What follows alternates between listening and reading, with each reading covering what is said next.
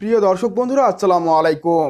ইদানিং Russell viper নামক সাপের উপদ্রব বেড়ে গিয়েছে এবং বিভিন্ন জেলায় জেলায় এই যে রাসেল ভাইপার নামক সাপটি আতঙ্ক ছড়াচ্ছে, যার ফলে গ্রামবাসী সহ শহরবাসী একটি আতঙ্কের মধ্যে রয়েছেন এবং এই রাসেল ভাইপার সাপের দংশনে অনেকেই মৃত্যুবরণ করেছেন।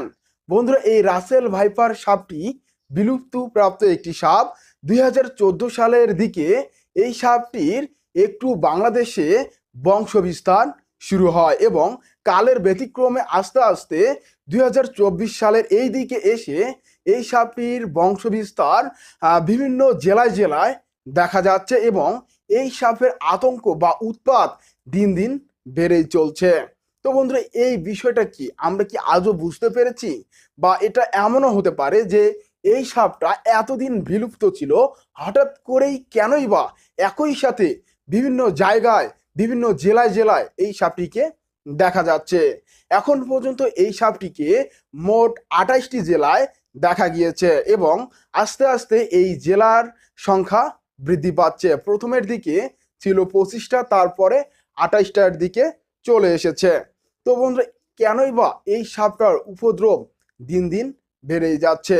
এটা কারো নীল নকশা নয় তো, বা বাংলার বা বাংলাদেশের কৃষির ক্ষতি করতে এটা কোনো নীল নকশা নয় তো? ব্যাপারটা কেমন জানি অদ্ভুত লাগছে। কিন্তু হঠাৎ করেই 2024 সালে এসেই মানে সমস্ত যে জেলাগুলি রয়েছে সেই জেলাগুলিতে ছড়িয়ে যাচ্ছে। তো এই বিষয়টা আমি ইদানিং সোশ্যাল মিডিয়ায় দেখেছি এবং দেখে আমি একটু চিন্তিত। হ্যাঁ, তো হঠাৎ করেই কেনই বা এই সাপের উপদ্রব বেড়ে গেল? যদিও আমি মানি যে বর্তমানে হচ্ছে বন্যার সময়, বা এই সময়ে নদীতে মানে অনেক বন্যা চলে এসেছে, তো যার কারণে হয়তো সাপগুলি সেই নদী ধেয়ে ধেয়ে বিভিন্ন জেলায় যাচ্ছে। কিন্তু এই ব্যতিক্রমটা হঠাৎ করে আমার চোখে আসে যে একসাথেই কেন, মানে একসাথেই কেন? এক এক করে হলে ব্যাপারটা হয়তো বোঝা যাইতো, কিন্তু একসাথেই দেখা যাচ্ছে। তো হঠাৎ করেই যেটা ছিল আপনার 2014 সালের দিকে বাংলাদেশে এটার আবির্ভাব ঘটে এবং এর দ্বারা কিছু সংখ্যক লোক আক্রান্ত হয়েছিল। তো আরেকটা বিশেষ ইনফরমেশন দিব আপনাদেরকে, যে এই যে রাসেল ভাইপার নামক সাপটি যখন কোনো মানুষকে দংশন করে, তখন কিন্তু সেই মানুষটির বেঁচে থাকার মাত্র 2% আশা থাকে, বাকি 98% আশাই ছেড়ে দেওয়া যায়। কেননা দংশন করার 20 দিন অথবা 15 দিন পরেও সেই রুগী মারা যাওয়ার রেকর্ড পর্যন্ত রয়েছে। তো এটা আপনি বিস্তারিত জানতে পারবেন ইউটিউবে অথবা গুগলে সার্চ করে বিস্তারিত জানতে পারবেন। আজ আমি আপনাদের সামনে যে বিষয়টি উপস্থাপন করব, বা যে বিষয়টি আপনাদেরকে আমি সতর্ক করব, তো সেই বিষয়টি হলো যে সাবধানে চলাফেরা করবেন, রাতের অন্ধকারে লাইট নিয়ে যাতায়াত করবেন, দেখে শুনে চলাফেরা করবেন। কেননা তাদের যদি শরীরে আপনার পা না লাগে বা কোনো কারণে যদি তারা ডিস্টার্ব ফিল না করে, তাহলে কিন্তু আপনাকে দংশন করবে না।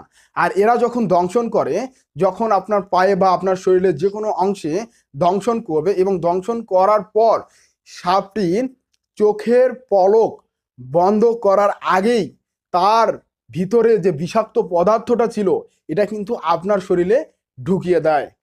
সেজন্য বলবো, যখনই আপনাকে কোনো সাপ, শুধু রাসেল ভাইপার নয়, যদি কোনো অন্য কোনো সাপ আপনাকে দংশন করে থাকে, তাহলে আপনি কি করবেন, যেখানে আপনাকে দংশন করেছে তার একটু উপরে আপনি রশি হোক বা জামা কাপড় যেটাই হোক শক্ত করে বেঁধে দিবেন, যাতে রক্ত চলাচলটা কিছু সময়ের জন্য বন্ধ থাকে এবং আপনি যত দ্রুত সম্ভব আপনার নিকটতম সরকারি হসপিটালে বা যেখানে ক্লিনিক রয়েছে সেখানে আপনি যত দ্রুত সম্ভব চলে যাবেন। এখন আপনাদের মধ্যে অনেকে আছেন যারা ওঝার নিকট যায় বা কবিরাজের নিকট যায়, তো এদের কাছে আপনারা যাবেন না। আমি নিজেও একজন কবিরাজ, তো আমি কবিরাজ সোহানুর রহমান সাগর আপনাদেরকে রিকোয়েস্ট করব, আপনারা যারা বিষাক্ত পোকামাকড় এবং সাপের দ্বারা যদি আক্রান্ত হয়ে থাকেন, যত দ্রুত সম্ভব আপনি দ্রুত আপনার নিকটতম হসপিটালে হোক কিংবা আপনার নিকটতম ক্লিনিকে হোক, আপনি দ্রুত সেখানে গিয়ে এটার অ্যান্টিবায়োটিক নেবেন বা এটার প্রতিষেধক নেবেন, ঠিক আছে? এবং এটার সঠিক চিকিৎসা করবেন। আর এটাকে আপনি হেলায় উড়িয়ে দিবেন না, বা তান্ত্রিক কবিরাজ বা ওঝার কাছে গিয়ে সময় নষ্ট করবেন না। তান্ত্রিক কবিরাজ এটার কোনো সমাধান দিতে পারবে না, আপনার সময় নষ্ট করবে। বা আপনার মনে একটা প্রশ্ন জাগতে পারে যে আমি তো তান্ত্রিক কবিরাজ, তাহলে আমি কেন এ কথা বলতেছি? আমি সমস্ত বিষয় বিবেচনা করে এটা মাথায় রেখে আপনাদের মঙ্গলের জন্য আমি এই কথাটি বলতেছি। কোনো ওঝার দ্বারা এটা সম্ভব নয়, কেননা এই সাপের ভিতরে খুবই বিষাক্ত তরল রয়েছে, যেটা আপনার শরীরে সে ঢুকিয়ে দিবে। যে রাসেল ভাইপার নামক সাপটি ভারতীয় একটি সাপ, যেটা কালের বর্তমানে বাংলাদেশে 2014 সালে এটার আবির্ভাব ঘটেছে। তো বন্ধুরা, আমার এটাই বার্তা ছিল যে আপনারা কেউ যখন আপনাদেরকে যে কোনো সাপই হোক যদি দংশন করে, তাহলে আপনি বিলম্ব না করে সেই দংশনের উপরে আপনি শক্ত করে রশি দিয়ে হোক বা যেভাবে হোক শক্ত করে আপনি তার উপরে একটা গিরো দিবেন, যাতে রক্ত চলাচল কিছু সময়ের জন্য বন্ধ থাকে। এবং বিলম্ব না করে আপনি যত দ্রুত সম্ভব আপনার নিকটতম হসপিটালে চলে যাবেন এবং এটার প্রতিষেধক বা অ্যান্টিবায়োটিক যেটা রয়েছে এটা আপনি গ্রহণ করবেন। এবং এটার থেকে মুক্তি লাভের জন্য যা যা করণীয়, চিকিৎসকের পরামর্শ নিয়ে আপনি ওই সমস্ত পদক্ষেপ গ্রহণ করবেন। অহেতুক আপনি কোনো তান্ত্রিক কবিরাজ অথবা ওঝার নিকটে যাবেন না, এবং ওঝার নিকটে গিয়ে আপনারা কেউ সময় নষ্ট করবেন না। বন্ধুরা, এটাই ছিল আমার বার্তা। কেননা অনেককে যেমন হচ্ছে বিড়াল, কুকুর বা শিং মাছ বা শিং মাছের কাঁটা যখন নোকে ফোটে, তো ওই সময় কিন্তু অনেকেই কবিরাজের কাছে আসেন যে সেই বিষটা ঝাড়ানোর জন্য। তো বন্ধুরা দেখুন, এটা কিন্তু সেই বিষ নয়, এই বিষ হচ্ছে মারাত্মক বিষ। এটা থেকে প্রতিষেধক থাকলেও এটার বেশিরভাগ অর্থাৎ 90% মানুষ মরার রেকর্ড রয়েছে। তো সেজন্য আপনাকে বলবো যে এটা কুকুর বিড়ালের বিষ নয়, এটা শিং মাছের বিষ নয়, এটা হচ্ছে মারাত্মক বিষ। পৃথিবীতে 4টি বিষধর সাপের মধ্যে এই রাসেল ভাইপার সাপটি অর্থাৎ উলুবুড়া, যাকে আমরা চন্দ্র বুড়া নামেও চিনে থাকি, এই সাপটি খুবই বিষাক্ত একটি সাপ। তো এই সাপটি হঠাৎ করেই বাংলাদেশের বিভিন্ন জেলায় জেলায় আতঙ্ক ছড়িয়েছে, এবং আপনি এই সাপটিকে দেখা মাত্রই আপনি সঠিক পদক্ষেপ অবলম্বনের মাধ্যমে সেই সাপটিকে মেরে ফেলবেন, নয়তো ওই সাপটির দ্বারা আরও 2-1টি প্রাণ যেতে পারে। এবং রাস্তাঘাটে চলাফেরা করার সময় অবশ্যই দেখে শুনে চলাফেরা করবেন। আর যারা মাঝিরা রয়েছেন তারা কিন্তু ওঝাদের বিশ্বাসী। তো সেই মাঝিদেরকে আমি বলবো, যখনই আপনাকে সাপ বা উলুবুড়া বা যে কোনো প্রাণী দংশন করবে, আপনি কিন্তু বিলম্ব না করে আপনার নিকটতম হসপিটালে আপনি চলে যাবেন এবং এটার সঠিক ট্রিটমেন্ট আপনি গ্রহণ করবেন, বা এটার প্রতিষেধক যেটা রয়েছে সেটা আপনি ডক্টরের থেকে আলোচনা করে বা ডক্টরে আপনাকে এটা সাজেস্ট করবে, তো সেই পরামর্শ নিয়ে আপনি এটা ট্রিটমেন্ট করবেন। তাহলে আপনার প্রাণনাশের আকাঙ্ক্ষা অনেকাংশেই কমে যাবে, এবং আল্লাহ যদি হিদায়ত করে আপনি সুস্থতা লাভ করবেন এবং আপনি আপনার জীবনটা ফিরে পাবেন। আর একটি বিষয় আপনাদেরকে আমি জানিয়ে রাখি, এই আতঙ্কময় রাসেল ভাইপার সাপকে ভয় পাওয়ার কোনো কারণ নেই, কারণ এই সাপটা নতুন নয়। 2014 সালে বাংলাদেশে এই সাপের উপদ্রব ঘটেছে, এবং যদিও এতদিন এই সাপটাকে দেখা যায়নি বা এই সাপ সম্পর্কে তেমন একটা কোনো খোঁজ খবরও পাওয়া যায়নি, তবে এই সাপটি জনমানবহীন এলাকায় বা জঙ্গলে বসবাস করেছিল। তবুও কিছু সংখ্যক বাংলাদেশের লোক এই সাপের দ্বারা আক্রান্ত হয়েছেন এবং অনেকের প্রাণ চলে গিয়েছে। তো সেজন্য আপনাদেরকে বলবো যে নতুন করে ভয় পাওয়ার কিছু নেই, এই সাপটি পুরাতন, ঠিক আছে, এটা নতুন কোনো নয়। তবে 2024 সালের দিকে জুন মাসে এই সাপটার উপদ্রব বেড়ে গেছে।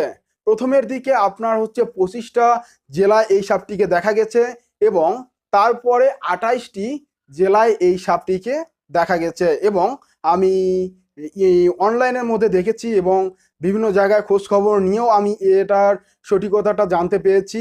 তো সেজন্য আপনাদের সামনে এই ভিডিওটি নিয়ে আসলাম। যারা অনেকেই জানেন না বা অনেকে আতঙ্কের মধ্যে আছেন, তো আতঙ্ক পাওয়ার বা ভয় পাওয়ার কোনো কারণ নেই। আপনারা নিজেরা সচেতন থাকুন, অ্যালার্ট থাকুন, তাহলে এটার প্রতিরোধ সম্ভব হবে।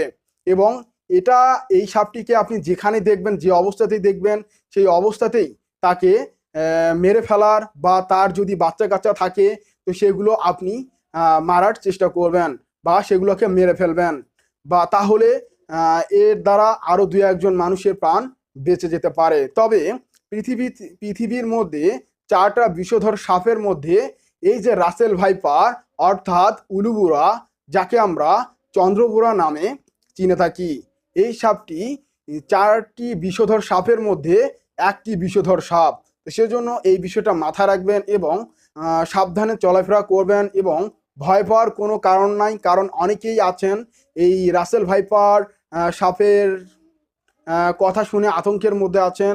আতঙ্কের কোনো কারণ নেই, আপনারা সঠিক পদক্ষেপ নেবেন। আশা করি আজকের এই ভিডিওর মাধ্যমে আপনাদেরকে আমি বোঝাইতে পারছি। আর যাদের এ ধরনের আতঙ্কের ভয় রয়েছে তারা মহান আল্লাহ তাআলার এই আয়াতটি পাঠ করবেন। আমি স্ক্রিনের মধ্যে পিন করে দিলাম, আপনারা দেখে নিন। এই আয়াতটি আপনারা পাঠ করবেন, তাহলে আপনার হচ্ছে আল্লাহ তাআলা এই যে বিষধর সাপ জন্তু থেকে আপনাকে রক্ষা করবেন।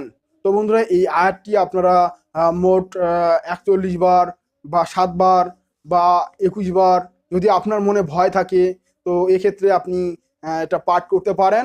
তবে এটা বলবো যে দংশন হওয়া মাত্রই আপনি আপনার নিকটতম হসপিটালে চলে যাবেন। কোনো ওঝার বাড়িতে নয়, কোনো তান্ত্রিকের বাড়িতে নয়, বা কোনো কবিরাজের চিকিৎসালয়ে নয়। আপনি সরাসরি যাবেন হসপিটালে, এবং সেখান থেকে এটার প্রতিষেধক হিসেবে যেটা ওরা দিচ্ছে, অ্যান্টিবায়োটিক বা যেটা দেওয়া হচ্ছে আপনাকে, সেটাই আপনি গ্রহণ করবেন, বা তাদের থেকে আরও পরামর্শ নেবেন।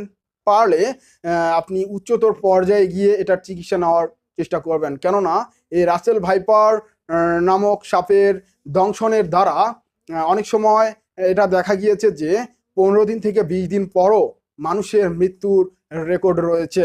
তবে কিং কোবরা যেটাও এক ধরনের বিষধর সাপ, তো সেই কিং কোবরা যদি আপনাকে দংশন করে, যদি 48 ঘন্টা কেটে যায়, অর্থাৎ প্রতিষেধক নেওয়ার পর 48 ঘন্টা কেটে যায়, তারপরে কিন্তু আর আপনার জীবনের বা নাশের কোনো সম্ভাবনা নাই। কিন্তু এই রাসেল ভাইপার এমন একটি বিষধর সাপ, যা পৃথিবীর 4টি বিষধর সাপের একটি বিষধর সাপ।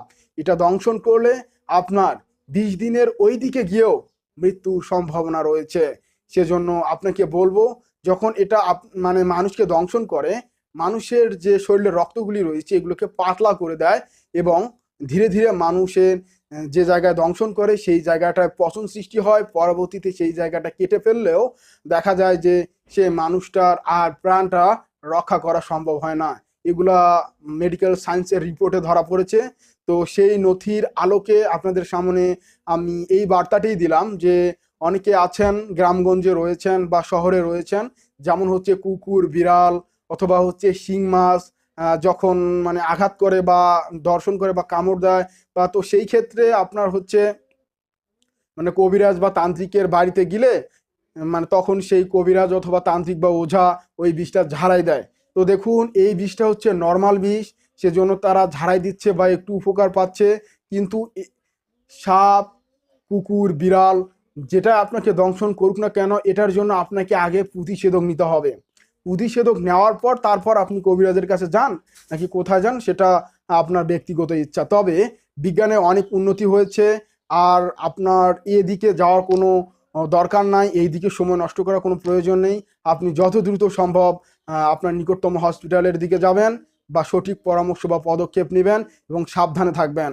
তো বন্ধুরা, যদি আপনার মনে ভয়ভীতি থেকে থাকে তাহলে যে দোয়াটি আমি স্ক্রিনের মধ্যে পিন করে দিয়েছি এই দোয়াটি পাঠ করবেন।